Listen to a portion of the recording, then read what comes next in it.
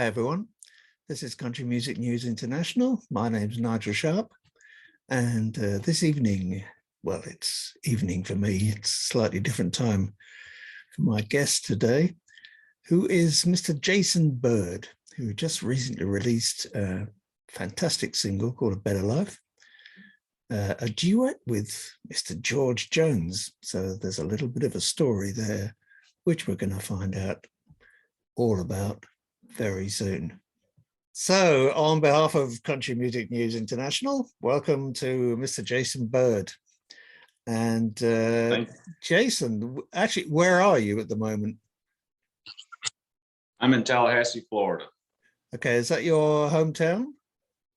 Yes, it is. This is where I live and this is where I was raised. I think you have a classical country voice, a country male voice that, your range of singing, you can get pretty low, I think. I mean, you're kind of in the baritone range, right? Yeah, that's where I kind of live. And it's funny you bring up the 90s because I mean that's really where I cut my teeth. That's where I listened to music my entire life, all types of music, but country music was my favorite. But it was something about it, man, during the 80s and 90s, the kind of music that was coming out and the production of all of that, the instrumentation and things like that, where it was just one of those genres. The music was just awesome, every bit of it. It was there were some fluffy songs out there, don't get me wrong, but overall, especially ballads, man, those ballads were just so great. They were just orchestrations. Everybody worked in tandem to make those songs so great. The songwriter, the musicians, the singers, it just all came together and it created that magic. And record sales were through the roof back then. They were, yeah. Why we abandoned that formula that was working, I don't know. Yeah.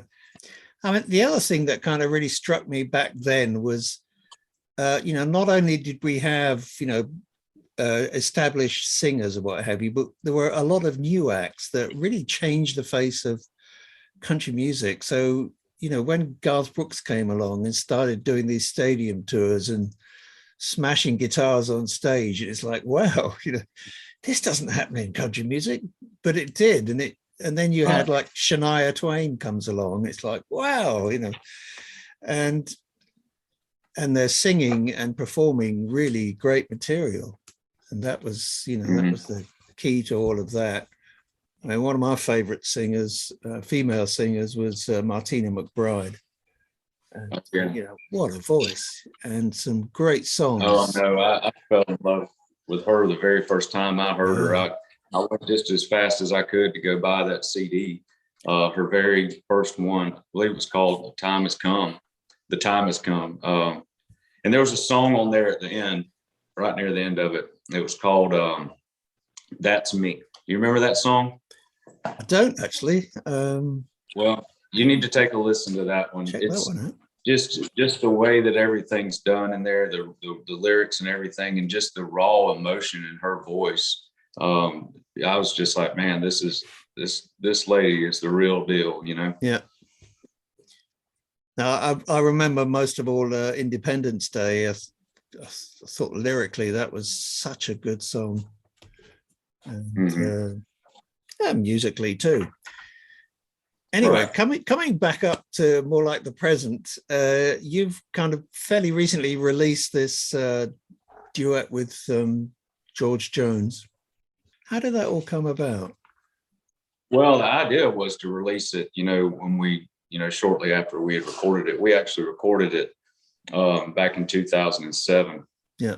And it wasn't intended to be a duet. It was intended, I just wrote the song and was going to go cut it and put it on a project that I was working on at the time.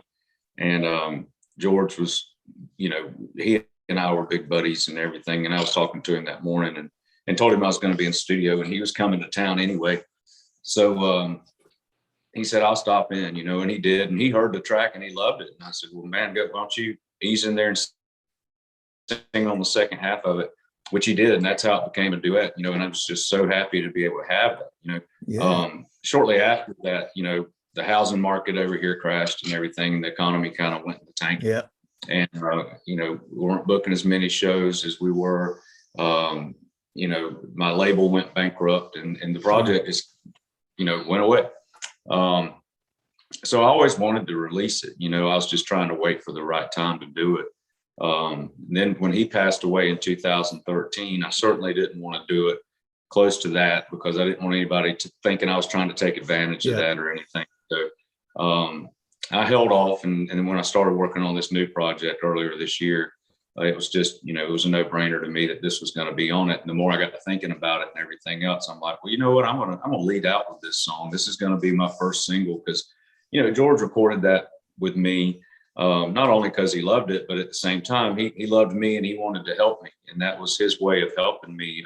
One of the many ways that he helped me in the business. So, you know, I felt like this would be a good way to introduce me to people, and also give, you know, traditional country fans and George Jones fans an opportunity to hear another song by him that they haven't ever heard before. So that was my mentality behind it.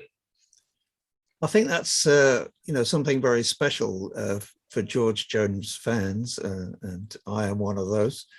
And there are plenty of others. I mean, that is really quite exciting, you know, to say, wow, you know, because it seems that we lost George quite some time ago now. I mean, really, it's not that long ago, but it seems like it, you know, and to suddenly sort of be presented with something new from the old master himself, old Possum. It does seem like it's been a long time ago. And, you know, really, if you think about it, it's been, you know, a little over 7 years ago that he's been gone. But, you know, I'm finding there's a lot of people out there that are still just crazy about his music and everything else. And they really have appreciated having this song, because this is a George Jones song. I mean, it's not about riding around in a pickup truck and sitting on a tailgate with some girl in short shorts or something. You know, this is a song about real life. And, you know, every one of his songs, you know, some of his up-tempo stuff was a little different, but for the most part, his ballads and everything he did was about real life, you know, and real life's not always happy. You know, there's ups and there's downs. And you know, you refer to the 90s, you know, back then I would challenge people to listen to the radio for 30 minutes. And if there wasn't a song on there that didn't apply directly to you in your life or what you've been through at some point, you know, I challenge people for that, and I won every single time, because it was just, those songs are just so real. And this is one of those, and it's one of those songs that, you know, I feel like will be around for a long time, you know, and I hope that people have an opportunity to hear it, you know. Getting to those George Jones fans and that older generation, it's a little bit of a challenge, because they don't listen to radio anymore because they don't like what's on there. And a lot of them aren't really, you know, computer savvy and listen to their music on streaming services and things like that. So it's a lot of word of mouth that goes along with that, you know. So when did you actually write this song? I mean, was it at that time? Was it 2007, or was it a bit earlier? I wrote the song in 2004. I'd gotten the idea for the song a couple of years prior to that at my grandfather's funeral. The preacher was talking about the dates on the side, you know, both sides of the line on the tombstone, you know, during his sermon and everything. But he focused in on that line, you know, and he said, this is why everybody's here today, because this line represents who, you know, your grandfather or Wayman was. And I just thought that was a really cool way of putting things, you know, and just a cool way of thinking about it. So, you know, I just held on to that idea. And a couple of years later, the song just kind of started coming to me. I wasn't writing. I was just sitting around, and it started kind of coming to me and some ideas for it. And I just went and grabbed my guitar, and I've got a studio here at the house, and I went in and started working on it. And it wrote itself pretty quickly, you know. And, you know, the more I think about it now, listening to it as much as I have and really studying it, you know, I don't think that it could have been as good if it were just me singing that song by myself and it hadn't been a duet, because, you know, the song itself takes you through a time frame. You know, it takes you through a story from new to old, you know.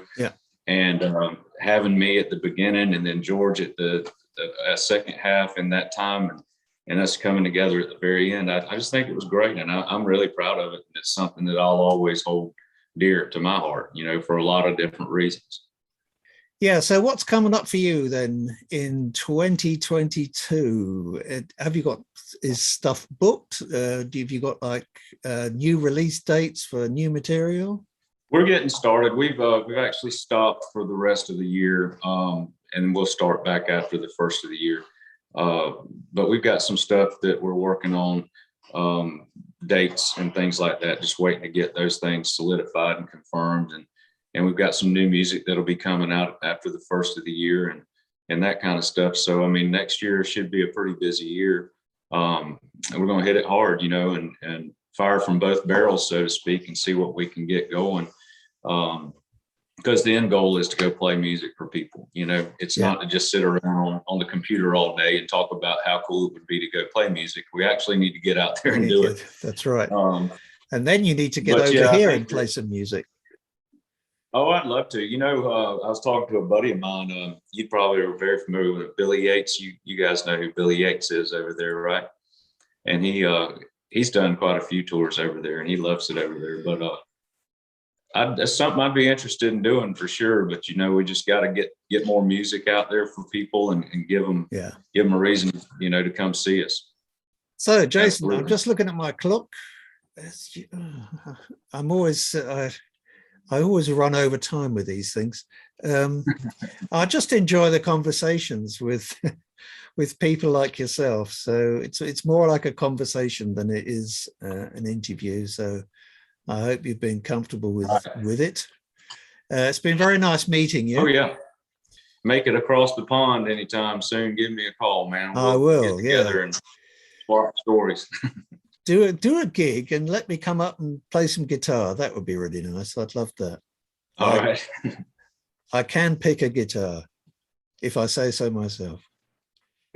There you go. I look forward to hearing it. Good. Jason, thanks very much for taking the time to do this interview with us for Country Music News International. Yes, sir. My name is Nigel Sharpe. I've been talking to Jason Byrd way over there in Florida, in Tallahassee. So once again, Jason, thanks very much. I'm going to say farewell and all the best for 2022. Well, thank you. I appreciate you having me, and I look forward to talking to you again soon. Okay, you take care.